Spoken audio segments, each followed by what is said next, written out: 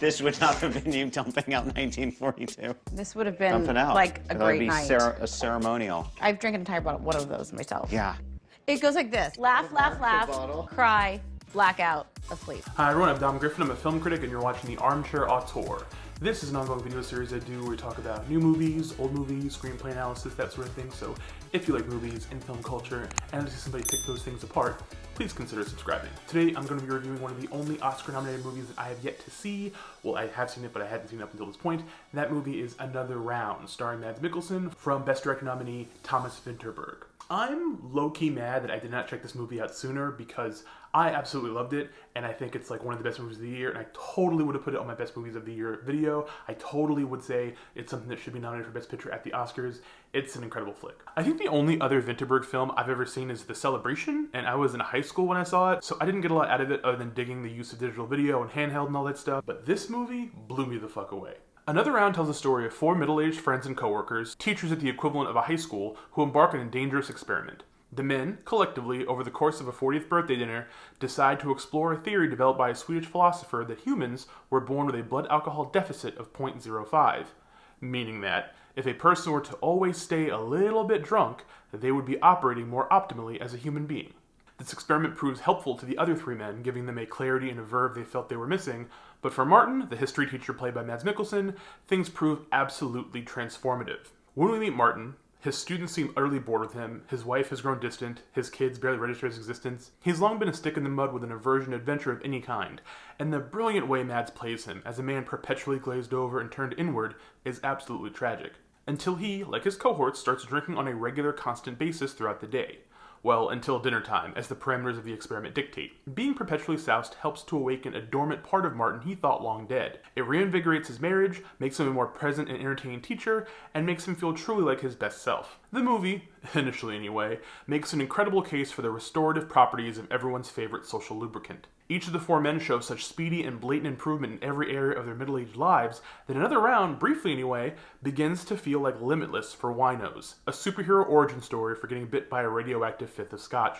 It's a movie that beautifully and wistfully depicts the joys of drinking as a halcyon reminder of youth. The inexorable tether between inebriation and vitality is evident from the film's opening moments, putting these partying teens positively dripping with frivolity up on a pedestal so that every humdrum moment from Martin's life feels lacking in comparison. This is doubled down upon when it's his very students, alongside their concerned parents, who corner him about how bland and lifeless his course has become.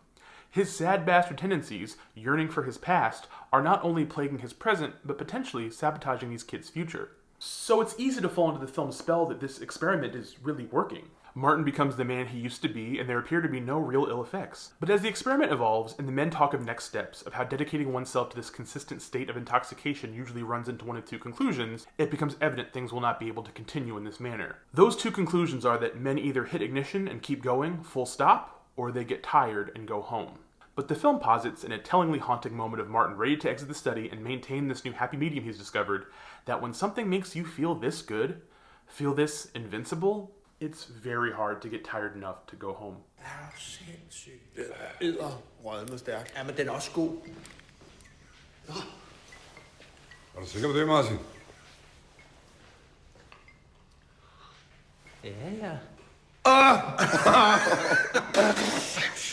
The men begin to push their drinking too far, and at first, the early scenes leave the viewer wondering, how does no one else notice them? How do people not realize these guys are tipsy literally all the time? But the film spends its first half so prejudiced towards the protagonist's POV. When you're a high-functioning alcoholic, you think because you're not stumbling drunk or aggressively slurring your words, that you must have some superhuman ability to not be perceived. But really, people can tell. They're just being polite and not putting you on blast. It doesn't take long for everyone's lives to begin falling apart, for marriages to strain, for spectacles to be made in front of peers. The speed with which Vinterberg shifts from the jovial reverie of the film's early drinking sessions to the spent, solemn devastation of its later scenes will immediately be relatable to anyone who has ever habitually taken a good time too far. I just didn't expect a Danish art film to so adequately capture that late-night patio furniture set deep convo with the boys, encircled by dead soldiers and empty red Solo cups, but here we are. I should now probably talk about why this movie hit me so hard. Tomorrow, when this video goes up, will be my 5th soberversary. Assuming I do not die tonight, and assuming I don't slip on a banana peel and fall mouth first into an open bottle of Mad Dog 2020, Tomorrow will mark 5 years since I have ever taken a drink. I like to mentally mark my sobriety by what television shows I've outlasted season-wise, and it feels good to have completely bested The Leftovers, Hannibal, Deadwood, and I'm going to be moving on to trying to beat Lost and Breaking Bad next. If you've been following me since I started the channel, I talked about this before my third soberversary in my review of the movie Under the Silver Lake. It's one of my early videos, it's kind of cringy, please don't judge. But in that video, I mentioned that one of the transformative things that helped me on my path to sobriety was a chance interview with pro wrestler Jake the Snake Roberts. I had the opportunity to interview Jake the Snake Roberts for a local alt weekly at the time, and I saw the documentary about him living at DDP's sober house the night before actually speaking with him, and the entire thing really affected me. At the time, I was only planning to stay sober through the summer, then through to my 30th birthday, but there was a point in our interview where Jake, an absolute sweet and kind man, just let me geek out with him for a bit. I didn't have any more questions for the piece, but I'm a mark and I wanted to pick his brain about goofy wrestling stuff, ask him if he had sought out a job at the WWE Performance Center as a trainer, that sort of stuff. And he indulged me, and I felt comfortable enough to tell him that I had just made it 3 months sober, and instead of just giving me a dry pat on the back, Jake paused and told me he was really proud of me, and he knew how hard even 3 months can be. I thought about using the clip of him telling me that in this video, because best believe I kept that WAV file, but I don't really want to cheapen it further by putting it in the literal video, because it really was like a life-changing moment for me. For me, a guy who grew up without a father and who generally has zero respect for male authority figures, hearing something like that from a wrestler I grew up watching really meant a lot. So, it's been 5 years now, almost, and since getting sober, I still miss getting fucked up. Like a lot. So much.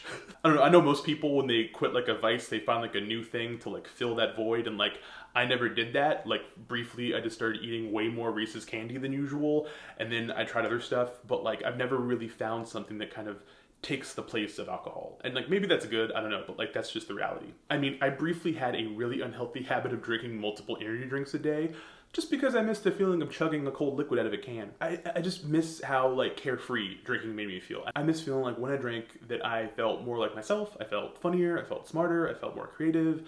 I didn't feel like I cared about anywhere near as many things, so it made a lot of tasks just easier. I used to love getting really drunk and then writing and then editing sober and like feeling like a more talented person than I really was. It was like a staple of my life. Anyone that has known me throughout my 20s knows that like I was a person who could drink a lot, and I did all the time. But like the men in Another Round, I know if I have another drink, it will not be one more drink. I do not fundamentally believe I have it in me to only drink socially. I'm gonna show up at a house party and drink an entire magnum of dessert wine myself in the first hour, or nothing at all. I will either crush a rack of Milwaukee's Beast while listening to the same 10 indie rock songs I liked when I was 22, or not do that. I don't have it in between. But since being sober, I have become way more intimately and acutely aware of the way alcoholism and drinking and alcohol in general is depicted in cinema. From the frank depiction of polka festivals and Les Blanc's In Heaven There Is No Beer, to the classical horror of Billy Wilder's Lost Weekend, to the painful bodily abuse of Nicolas Cage's performance in Leaving Las Vegas, to Denzel beasting a handle of vodka in Flight, to probably the most true to me depiction of drinking. Our king, Ben Affleck, in The Way Back, keeping a rotation of beer cans in and out of the freezer for maximum cold consistency. You just know if these were Coors Light, the mountains on the side of the can would be blue as fuck. And in that regard, Another Round is a true-to-life and impactful presentation of drinking. The reflections in the wine glass at the dinner, watching these men struggle to learn to make old-fashioned cocktails for the first time.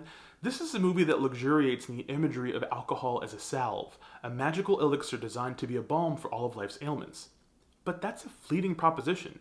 Vinterberg and the cast do a really great job of bringing things crashing back to reality, but rather than leaving things on too sobering a down note, and to be clear, the movie does leave things pretty dark for a bit, it chooses instead to end on what my good friend Eric Abris calls Mads Mikkelsen's Beau Travail moment, as the character we have heard referenced as having a background in dancing finally unleashes a burst of improvised choreography, a freeing and hopeful catharsis for a man who knows that he can still save his marriage and find someone within himself worth loving, even if he can't take the easy way out and try to excessively imbibe his way to a better future. It's the most thrilling and gorgeous thing I've seen in a movie in years.